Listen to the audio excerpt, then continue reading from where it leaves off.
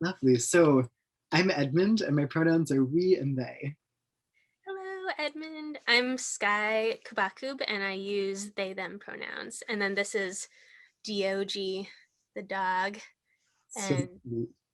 uh, and they're a dog, so any pronouns are fine. But she, her, or they them are good too. Wonderful. I love the little Like, nose sticking out. I know she just like snorted. Like, That's so sweet. Wow. Um, so I'm here with Plaid Apparel. Um, yay. wonderful, wonderful, gender-free, uh, eco-friendly fashion. This is from our recent drop. Um, Nice. Yeah, I was like, I see the little play sign, so it's like yes, nice. it's reversible. It's reversible. Ooh. Oh my goodness. Oh, and I love your like dazzle camo top underneath. Right? Yes, this is So also from good. Play Out. It's a Maisie crop top. Oh dang, I gotta get that. Yeah, really fun. um, yeah, so we're going to talk a little bit about fit issues in fashion today. Um, yeah, what fit issues have you personally experienced in fashion that have been like common among clothes that you found? I mean, for me personally, I have definite skinny privilege, so I can fit a lot of things, but I am pretty short. So I would say lots of times things are too long, and I used to trip a lot on my clothing when I was little, which is not Yeah. so great. Um, but yeah, lots of times I would just cut off the bottoms of my pants, or I would just cuff it underneath. Actually, in high school, I remember my friends. I had these friends, Hannah Gile Neufeld and uh, Alice Etcher, who would they started the short tall alliance because Hannah was like over 6 feet and Alice was like the same height as me, like 5'1" or 2. And we always talked about like cutting off the bottoms of our jeans and then giving them to tall people to sew at the bottom of their jeans. I love that. That's great. That's really fun. Yeah. I for me, one of the fit issues that I've had like pretty consistently um in fashion is like finding also about pants is Yeah. finding pants that fit me, and especially in my transness, Oh, totally. Yeah. because the pants that I like gravitate towards wanting to wear are uh pants that are like in the men's section, For sure. Yeah. but they very, very rarely fit me because I have like full hips and a Yeah. nice full Totally. butt that doesn't fit into those pants. Um, and it's especially in the time of my life when I was, out as a trans man and dressing a lot more masculine than I am Totally. now. Yeah. It was so hard for me to find any pants that I could wear. Yeah. Yeah, Yeah. since I'm so small, I would use the little boys section a lot Mhm. of time. But then it's funny because it's like they're like I'm small like a kid, but like the proportions are a little bit different. So there sometimes there's like knee pads in little boys' clothing, but then the knee pads would be like in your thighs or something, Right. which are really Yeah. funny. Yeah. But yeah, yeah, I forget about like lots of tops if I wear like quote unquote women's tops, so much of them have like giant darts in them. Yeah. So I'd be like, oh, I just have this weird thing coming off of my chest that feels really uncomfortable. So I Yeah. guess I wore a lot of I wore a lot of t-shirts before. I mean, not right now. I'm wearing like a loose crop that I It's so made, but fun. I love the color. yeah. Yeah. I so often when I would find pants that would like eventually fit my hips, um, they'd be way too long for me. Yeah, totally. So I've also had to like crop or roll up a lot of pants. Yeah, yeah. Or Yeah. like, yeah, I know a lot of folks who like, yeah, if the butt fits, but then the waist is like way too loose. I mean, I have that issue as well. But now I only wear my own clothes and pants pretty much. I love that. Yeah. Um, are there any like common fit issues that you've heard about from people that you're in community with? Yeah, I mean, my whole clothing line, Rebirth Garments, is all about resolving these types of fit issues. So everything that I do is made to measure to your specific measurements. And yeah, I mean, basically, all of my models and clients, I cater towards queer and trans disabled folks of all sizes and ages. So yeah, there's like lots of folks with either muscular dystrophy or like might have muscular dystrophy in one side of their body more than the other. So then it's like having some parts that are very like way too loose and getting caught on things, or things that are way too tight on the other side. Um, or I make a lot of clothing for fat folks, and just like, yeah, not just not having hardly any options um of anything. And then I also make a lot of clothing for wheelchair users. uh and yeah, I'll make like a lot of skirts or things like that, because a lot of other skirts or dresses or things like that will get caught in wheels. So making things that won't get caught in different accessibility devices and tools and things. Yeah. I love that. Um, yeah, a lot of what you're saying is making me think about how the fashion industry really does, um, design and market towards a very like specific, narrow Yeah, part of the human population.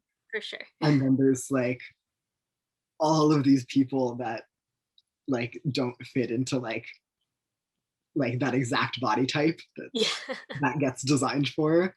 Um, but like everyone wears clothes, Totally. unless you live in a Why New it doesn't make any sense. York. Like Yeah, what is going on with the fashion world? It makes absolutely no sense. But then, like, even when, like, I know Tim Gunn was applauded for this article about why uh there should be more like plus size brands, but it was so like capitalist and so like actually fat phobic of an article. Because oh wow, but like everybody was like, this is amazing and fat positive, but it was like, not actually. If you read it, like, he's just being like, oh, this market is untapped, like, you could really be making more money if you just did this. But which, in that, it's like, okay, I mean, I guess maybe he's just trying to use that argument to, get, companies to listen. But mhm, then at the same time, he is talking about how uh like the one plus size winner of Project Runway that had won, like, I don't know, a year before he wrote this article. He was like, oh, but like those silhouettes were like in bad taste because it was like infantile, because it was crop tops and pastel colors, and it's like all the things that I love, like, wow. just like cute and queer clothing. But Mhm. he was like, oh no, you need to wear clothing that will like, if you're fat or plus size, you have to wear clothing that'll like complement your silhouette. But it's like, fuck you. Why not let people wear the clothes that bring them joy? Exactly. So Why, it's why like, not let all people wear what they want? exactly, because white skinny cis het folks get to wear whatever they want. So Right? we all Yeah, should be able to have that autonomy and that choice. seriously. Seriously. Yeah, that so much of the clothing that does get made and like produced, oh sweet. So much of the clothing that does get like made and produced and like marketed towards people who fall outside of the like, you know, cis The European ideal. bodied um, bodies that the fashion industry usually makes clothes for. Like the clothes that get made outside of that are so often like so much less. There's so many less options, Yeah. and it's so yeah, it's so much more like restrictive in what, I guess, what like rules people put on Yeah, what people of different body shapes are allowed to or supposed to wear. exactly. um but like Yeah. we're all human, and like all of us have such a wide variety of tastes for fashion and like the things that bring us joy, and there really should be variety in clothing for everyone, for all bodies. Yeah, and that's why for my clothing line, it's like I give all of the color options and all of everything. But everybody gets to make their own choice. I mean, I 90% of the chest binders I make are all black, but like just letting people have the choice, I think is so important. And then in my own shows, I like to show the fun, colorful stuff just because I think it brings a lot of people joy to see so many people dancing in fun colors. Yes. Um, where like sometimes I get criticized because people will be like, "Ah, too much color," or they'll be like, "Oh, all all trans people want to be hiding their undergarments. Like they need to be ashamed of it." And I'm like, "No, like I just want people to have the options, like, but by you telling me that I should not even let people have the options, like that's horrible." But I've had like so many people be like, "No, like this is horrible that you have all these color options and you're forcing people to wear color." But I'm like, I'm not. How do you force people to wear clothing? Like that's like pretty impossible to be like, you have Yeah, to wear this. So I'm yeah. just like, no, I just like letting people have the option. You can pick, more neutral stuff if you want, but like letting people get to choose, that autonomy is so important. It is, it seriously is. Yeah, and like you said, like having the options to have colorful things is not forcing colorful things on anyone. Yeah, yeah, Just like it's just making them available to people. It's totally. so important. It's so important. Yeah, I Play Out Apparel has, our sizing runs from like extra small through 5X, and Mhm. we we have underwear that all of our styles of underwear come in both pouch front and flat front. um Yeah, yeah, which for me personally, as a like non-binary trans mask human, um it is so hard for me to find underwear that I love that fits me, yeah, um, totally. because I tend to like to wear underwear that's like more on the like masculine styles type thing, but like a flat front that fits my body, and Yeah, then like crazy colorful and fun because I love color. yeah. And it's just like almost impossible to find, except for like, Playout exists, so that's nice. Now there's Yeah. a really cool Latinx designer, queer fashion designer who just started out, that goes by Aqua underwear, or yeah, let me look at their exact thing, but they make a lot of flat front, yeah, Aqua underwear. Cool. They're based in Salt Lake City, I think, in Utah, and yeah, they just started doing a lot of little boxer briefs with flat fronts and stuff. And i I have some, but I've been trying to make these menstrual underwear uh available for like years, but like I just haven't been able to source materials Yeah. that would make it cheap enough. Like they would be like $80 and I'm just like, Yeah. I can't put that up. um because I just, yeah, I haven't been able to find the cheap enough stuff. But I've been able to make a pattern that it is darted, but it lays flat on a flat front person, but then it has space for a person who Oh, uh, cool. has outie bits or can put in a packer. So yeah, I don't know. I like made that pattern at the very beginning of my the very, very beginning of Rebirth in 2014, and I don't know, that one works really well for me. That's so great. I love that so much. Yeah. Wow. Yeah, the I'm so glad you brought up the like menstrual garments too, because there's just so much that the fashion industry could address. Yeah. And um, they don't, they're just like, "Whatever." yeah, and I feel like there's a lot of change and growth that's happening in the industry in the Yeah, past few years, um, definitely. which I think is really beautiful and like inspiring and hopeful.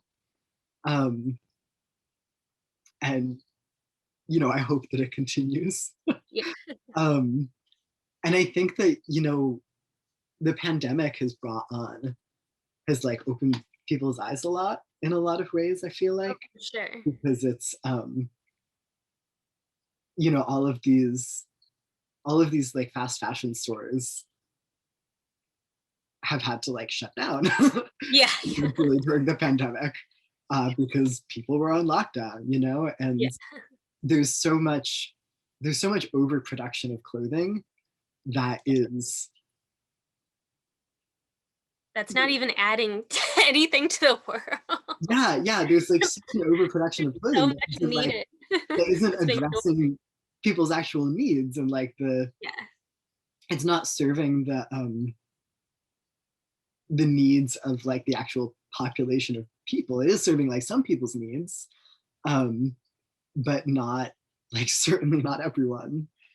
And what I really love about what I see happening in the industry now is this shift towards more like specialized garments Yeah. for specifically for people who have been ignored by the industry before, um, which I think is really beautiful.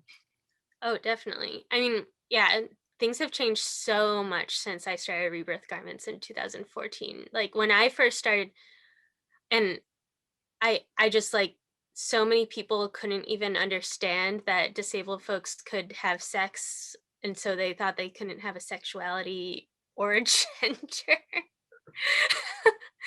I'd be like, "Oh my god." I mean, you don't have to have sex to have a sexuality or a Mhm. gender, but like, I was just like, what is Wow. what are these people thinking? Like, just the Yeah. I don't know, but I mean, I was still in college at the School of the Art Institute of Chicago, and there was so little disability representation there. Whereas, like, I grew up with a lot of disability representation and around a lot of disability community, and so it was like super normalized to me. And then going to college, I was like, oh, people like don't know disabled people, or like they don't think they know disabled people, Yeah. and they don't know how to act, and they don't know what I'm talking about. So they thought that I was saying that queerness was a disability because that was like the only thing they could like tr- sort of comprehend. And Wow. then they would come at me and be like, we spent years trying to get out of the DSM. I'm like, literally, I'm not talking about that. I'm talking about queers with disabilities. And they'd be like, what? Like they couldn't comprehend it. But then like a year after, then people started to like the general population of people that I was interacting with like started understanding it more. And Mhm. then like, Aaron Phillip uh is like an amazing model, and like a couple of years, yeah, after that, was in Vogue and stuff. And so I feel like, and now there's like Jillian Mercado too, and like just other queer disabled um representation in fashion Yeah. and media. So important. So important. Definitely.